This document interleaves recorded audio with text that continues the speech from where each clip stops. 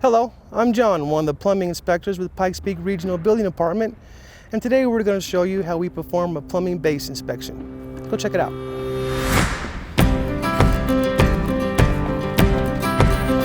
Okay, the first thing we look for is to make sure that the plumbing system is on test. We're looking for a 5-pound test on a 15-pound gauge. The reason why we require a test is to make sure that no fittings underground are leaking or possibly have some cracked pipe. And if there was a leak, what would show? The gauge would be under 5 pounds. Okay? All right, the next thing we look for is to make sure everything is properly sized.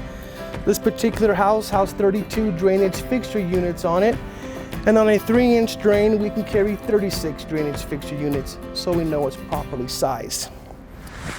This particular stack right here is going to go up and catch a washer box.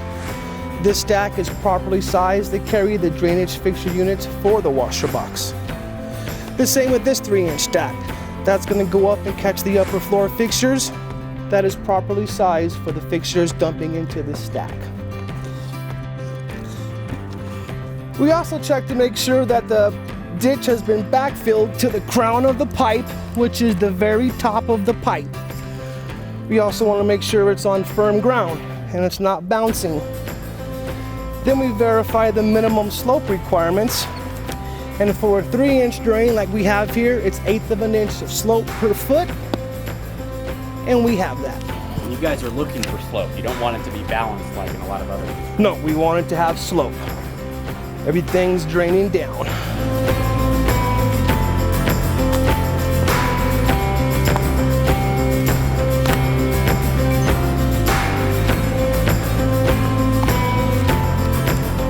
Okay, now we come to some 2-inch drain lines. The minimum slope requirements for a 2-inch drain is 1/4 inch per foot. And we have that. These particular drains are going to be for the mechanical room. We want to verify that both of the floor drains do have P-traps on them, and they do. Then we want to verify that's properly vented. This is being vented through the combination waste and vent method, which means as long as they are on the same horizontal plane of a vented branch, they are vented and they are properly vented. Next, we will identify the bathroom groups in the basement. Verify that the tub does have a P-trap on it.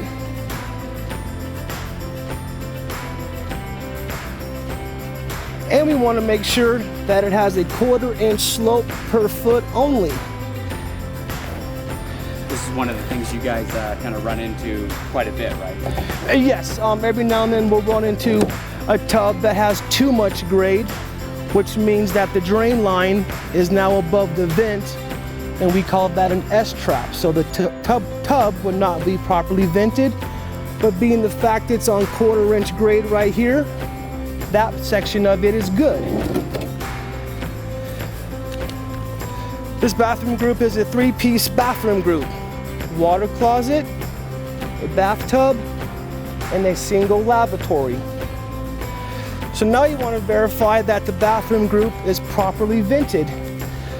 This bathroom group here is vented using the wet vented method. And what that is, that's both the water closet and the tub is being vented through the lavatory. We also want to verify the sizing of the wet vent. This particular vent here is on 2-inch. You can carry 4 drainage fixture units on a wet vented system. This particular bathroom has 1 lavatory of 1 fixture unit, so this is properly vented. We also verify that the pipes coming through the concrete floor are protected from the concrete. And that's what this closet wrap is for. It keeps the concrete from touching the plastic pipe. Now the last thing we checked for and verify is to make sure there's water coming into the structure. And this is our water line coming in.